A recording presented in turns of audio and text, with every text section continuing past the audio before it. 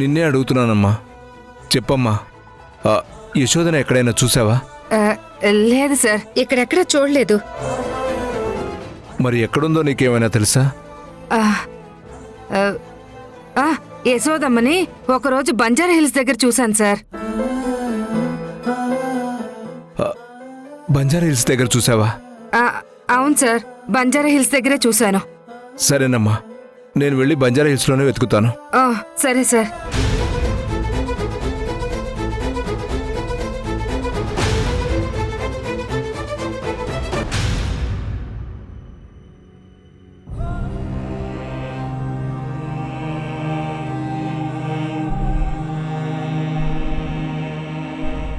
ఏమండి, మిమ్మల్ని యశోద ఆచూకీ ఏమైనా తెలిసిందా?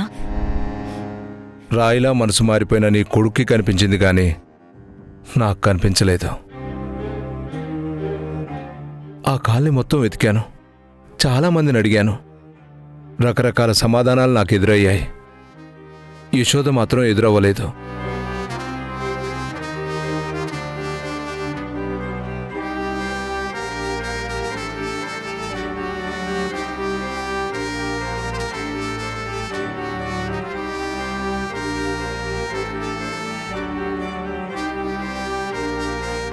ఇదిగో మంచినీళ్ళు తాగండి, చాలా అలసిపోయి వచ్చారని అర్థం అవుతుంది.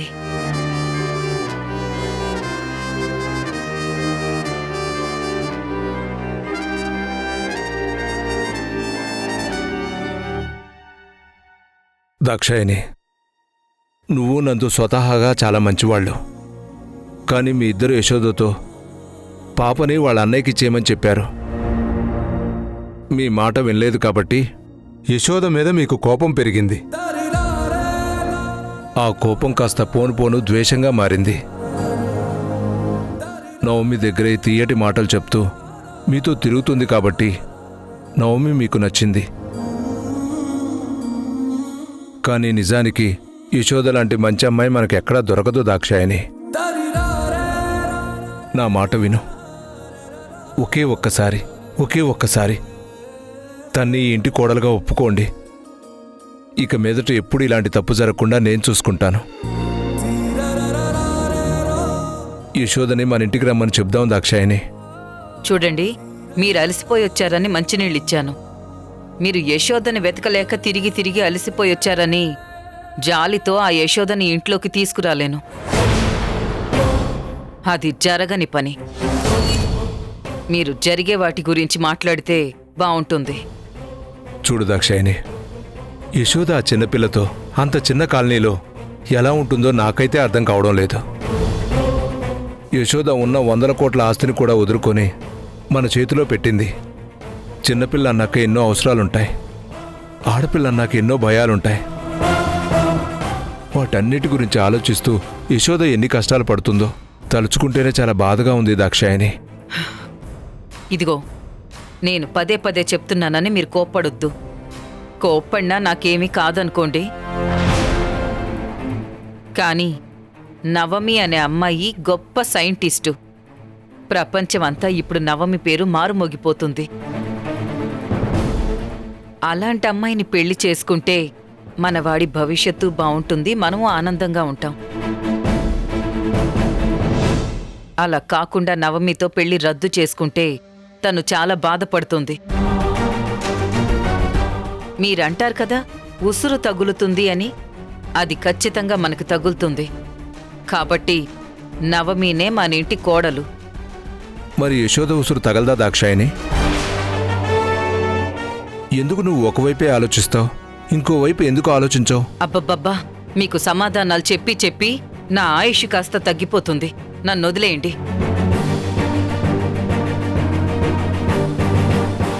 భగవంతుడా, వీళ్ళకి ఎలా చెప్తే అర్థమవుతుందయ్యా? ఏదో ఒకటి చేసి యశోదను నా కంటపడేలా చేయి స్వామి. అలాగే DNA రిపోర్ట్లో కూడా నా కొడుకు బిడ్డ యశోద బిడ్డని రిజల్ట్ వచ్చేలా చూడు స్వామి. అప్పుడైనా వీళ్ళు మనుషులుగా మారతారేమో.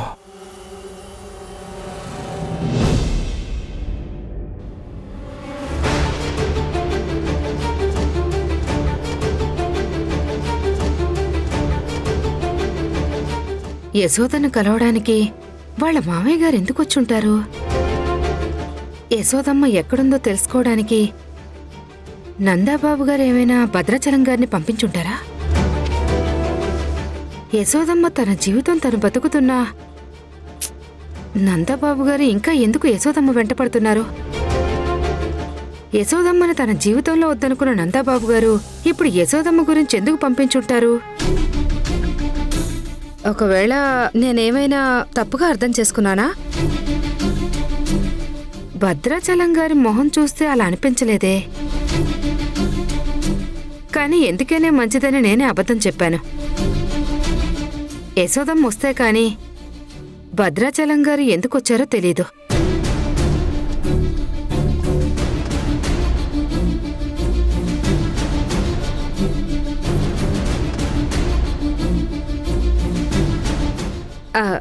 యశోదమ్మ అది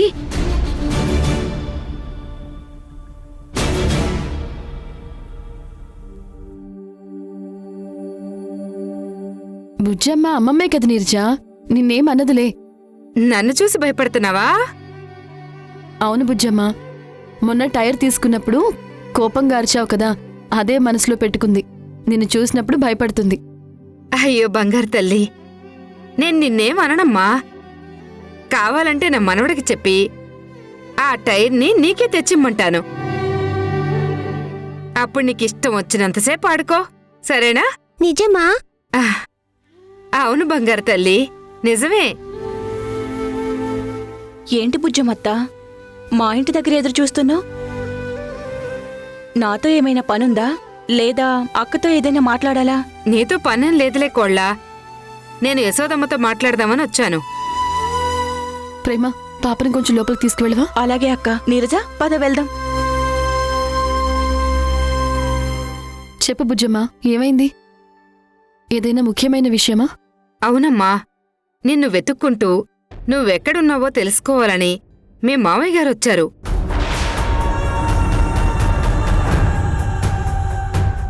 భద్రాచలం గారు నిన్ను వెతుక్కుంటూ వచ్చారు. నీ గురించి నన్ను వివరాలడగ్గా నువ్విక్కడ ఉండటం లేదని, బంజారాహిల్స్ అవతల బస్తీలో ఉంటున్నావని అబద్ధం చెప్పాను. పాపం ఆయన ఎందుకో దిగులుగా మొహం పెట్టుకుని అక్కడి నుంచి వెళ్ళిపోయారు. నేను కూడా ఇలా ఎందుకు అబద్ధం చెప్పానంటే, నందాబాబు గాని ఆ నవమి కాని మీ ఆచూకీ తెలుసుకోమని పంపించారేమోననే అనుమానంతో నేను అబద్ధం చెప్పానమ్మా. ఇంతకీ మీ మావయ్య గారు ఎందుకోసం వచ్చుంటారమ్మా? బహుశా నా మీద ప్రేమతో నన్ను చూడ్డానికి వచ్చుంటారులే. అంతే అంటావమ్మా? అంతే అయ్యుంటుందిలే. సరే పద, మనం వెళ్ళి భోంచేద్దాం. వద్దమ్మా, నేనింటికి వెళ్ళి తింటాను, మీరు తినండి. లేదు బుజ్జమ్మ, నువ్వు కూడా మాతో పాటే తినాలి. ఇందులో ఉన్న స్వార్థం ఏంటంటే, నీ చేతి వంట తిని చాలా రోజులైంది. కొంచెం నా కోసం చేసి పెడతావా? అయ్యో, ఎంత మాటమ్మా! తప్పకుండా చేసి పెడతాను. చిటికలో నీకిష్టమైనవన్నీ చేసి పెడతాను. రామ్మా. ఉమ్.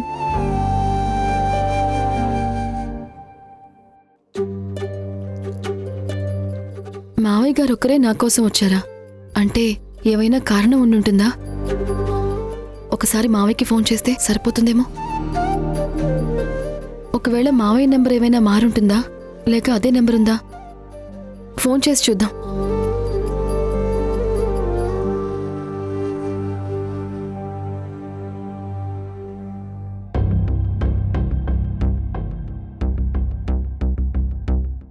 నాన్నా నందు, కాఫీ తీసుకోండి. ఏంటి దాక్షాయిని, భోజనం టైంలో భోజనం పెట్టకుండా కాఫీ ఇస్తున్నావు? ముందు మీరు తీసుకోండి. భోజనం కొంచెం లేట్ అవుతుంది. ఏ, వంట ఇంకా అవ్వలేదా? ఇంకా చేయలేదు. ఎందుకు? బయట్నుంచి తెప్పిస్తున్నాను. బయట నుంచి తెప్పిస్తున్నావా? బయట ఫుడ్ తినొద్దని నువ్వే గోల్ చేస్తావు. అలాంటిది నువ్వు బయట నుంచి ఫుడ్ తెప్పించడం ఏంటి? ఆంటీ,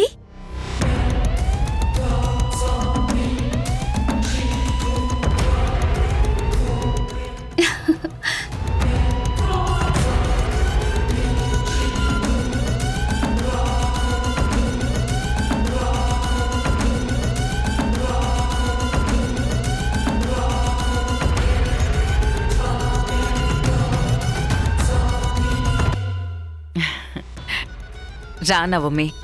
ఏమండి, నేనొక నిర్ణయం తీసుకున్నానండి. ఇక నుంచి నవమి మనింట్లోనే ఉంటుంది.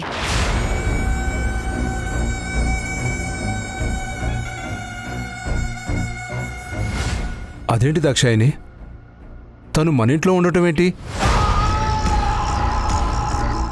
పెళ్లి కాని పిల్ల మన ఇంట్లో వచ్చి ఉంటే నలుగురు ఏమనుకుంటారో ఆలోచించావా?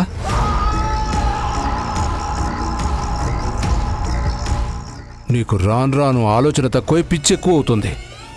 ఎలాగూ పాపకి డిఎన్ఏ టెస్ట్ చేయించుతున్నారుగా, ఆ పాప నందా బిడ్డ కాదని తేలిపోతుంది.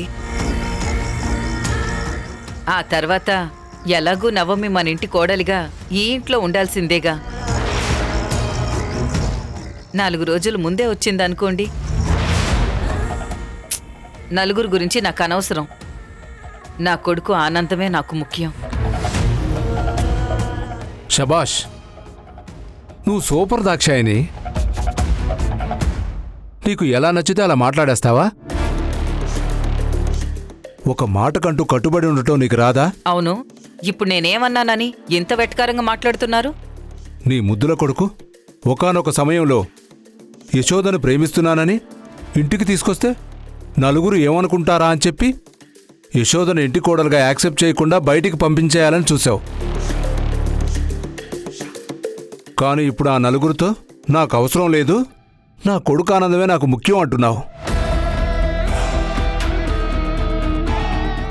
ఆ రోజు నీ కొడుకు ఆనందం నీకు ముఖ్యం కానప్పుడు ఈరోజు నీ కొడుకు ఆనందం నీకు ముఖ్యం ఎలా అయింది? యశోదని నవమితో అస్సలు పోల్చకండి. నవమి వేరు, యశోద వేరు. ఎవరైనా సరే ఆడపిల్లే, పోయేది మన ఇంటి పరువే.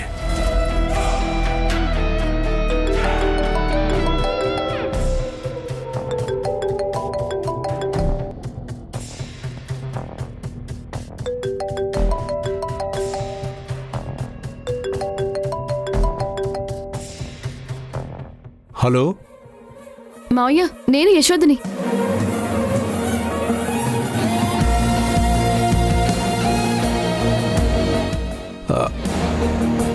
హలో, ఒక్క నిమిషం, నాకు సరిగ్గా వినిపించడం లేదు. సిగ్నల్ ఉన్న దగ్గరికి వస్తాను, లైన్లో ఉండండి. ఒక్క నిమిషం.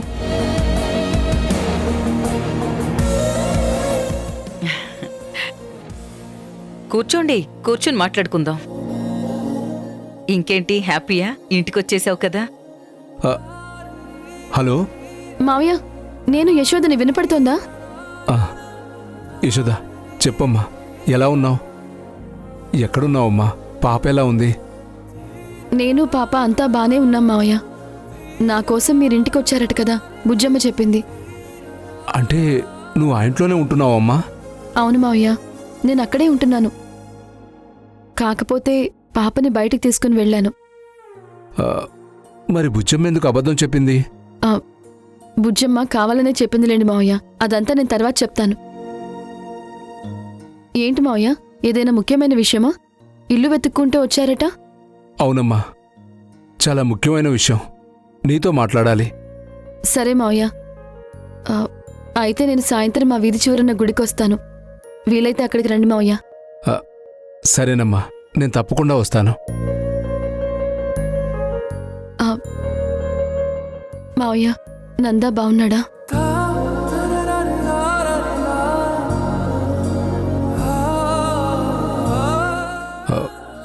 వాడికే అమ్మా, బానే ఉన్నాడు. మీ అత్త అందరూ బానే ఉన్నారు, కానీ నేను తప్ప. సరే మావయ్య, నేను సాయంత్రం వచ్చిన తర్వాత మాట్లాడతాను. సరేనమ్మా. నా మనవరాల్ని కూడా తీసుకొస్తావా? చూడాలని ఉందమ్మా. సారీ మావయ్య, నేను నందా మనసు మారేంతవరకు నేను దానికి మన వాళ్ళెవరో తెలియకుండా పెంచుదామనుకుంటున్నాను. ఈ ఒక్క విషయంలో నన్ను మన్నించండి మావయ్య. సరేనమ్మా, నీ ఇష్టం. నేను సాయంత్రం వస్తాను. సరే మావయ్య.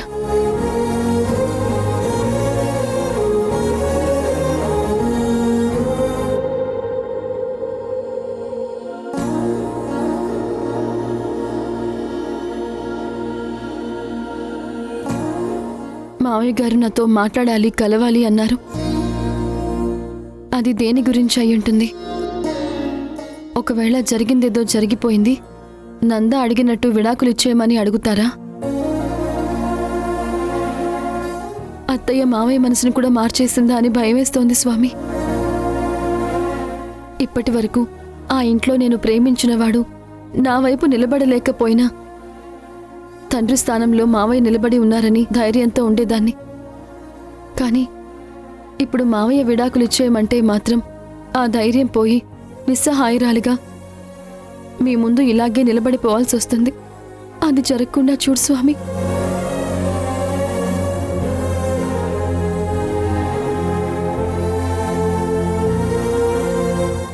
ఏంటమ్మా, పాపని తీసుకురాకుండా ఒకదానివే వచ్చావు? పాప స్కూల్కి వెళ్ళింది పంతులు గారు. ఆహా. అమ్మా యశోద, నీకు డబ్బులు ఇవ్వమని చెప్పారే భద్రాచలం గారు, అదిగో చూడు వస్తున్నారు.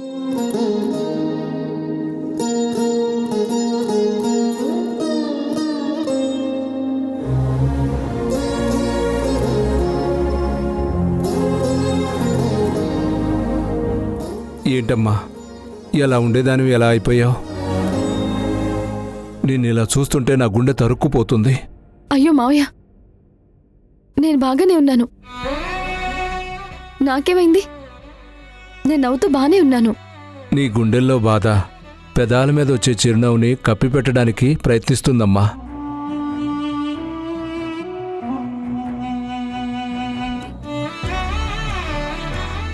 చెప్పండి మావయ్య, నాతో ఏదో మాట్లాడాలన్నారు.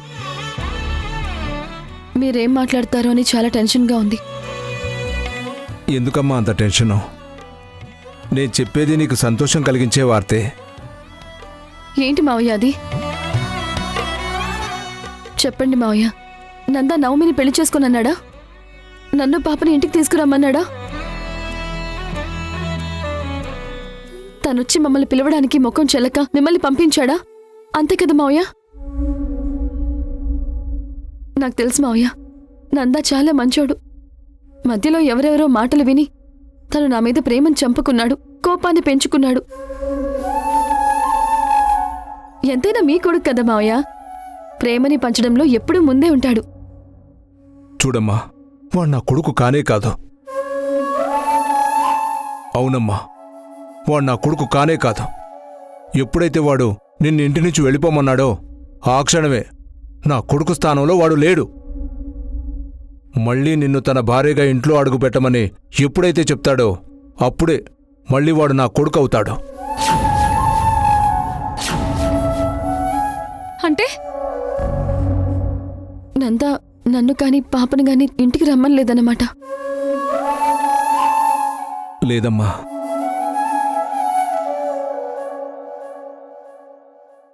మరి మరి నాకు సంతోషం కలిగించే వార్త అని చెప్పారు కదా మావయ్య?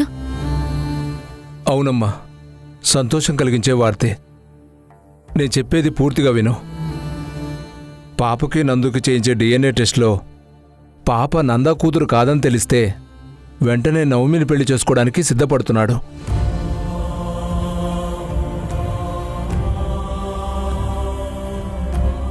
నువ్వెందుకమ్మా బాధపడతావు? పాప నందు కూతురే అని నేను నమ్ముతున్నాను. అలాగే రిజల్ట్ కూడా వస్తుంది. అప్పుడు నందు ఆ నవమిని మెడపెట్టుకొని బయటికి గెంటేస్తాడు. వాడు గెంటేయకపోతే నేను మెడపట్టి బయటికి గెంటేస్తాను. మీ ఇద్దరిని ఒకటి చేస్తానమ్మా. నువ్వేం భయపడాల్సిన అవసరం లేదు. అమ్మా యశోద, పాపను ఒకసారి చూపిస్తావా? పాపను చూడాలనుందమ్మా. ఇప్పుడు వద్దులేండి మావయ్య. ఇంకెన్ని రోజులు? మహా అంటే 3-4 రోజులు. DNA టెస్ట్ రిపోర్ట్స్ వచ్చిన తర్వాత ఆనందంగా అప్పుడు నేనే మీ అందరి ముందుకి పాపను తీసుకొస్తాను. అప్పటి వరకు వద్దు మావయ్య, దయచేసి నా మాట వినండి. సరేనమ్మా. ఒక్క నిమిషం అమ్మా.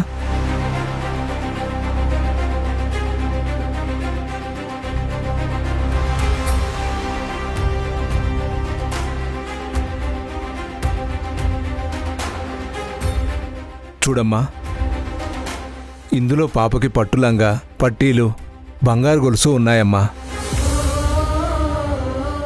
మొన్న డబ్బులిస్తే కాదన్నావు, కానీ ఇది నా మనవరాలకి ప్రేమగా ఇస్తున్న చిరు కానుకమ్మా.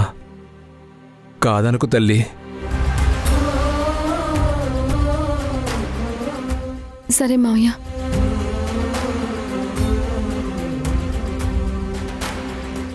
సరేమ్మా, పద, ఇంటి దగ్గర వదిలిపెడతాను. అయ్యో పర్లేదు మావయ్య, నేను వెళ్తాను, మీరు వెళ్ళండి. సరే, జాగ్రత్తమ్మా. ఉమ్.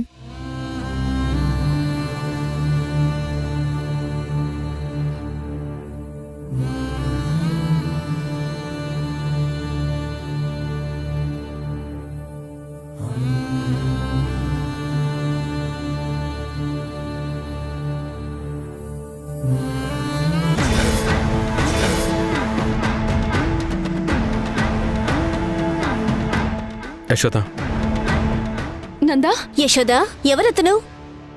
మా ఆయన. కాదు, అబద్ధం. నేను ఎవ్వరికి ఏమీ కాను. నీకు ఆ నవమికి ఎంగేజ్మెంట్ ఏంటి? అంటే నన్ను పూర్తిగా వదిలేద్దాం అనుకుంటున్నావా? నువ్వు నమ్మినా నమ్మకపోయినా నీకు నాకు ఒక బిడ్డ ఉంది. సరే, డిఎన్ఏ టెస్ట్ చేయిద్దాం యశోద.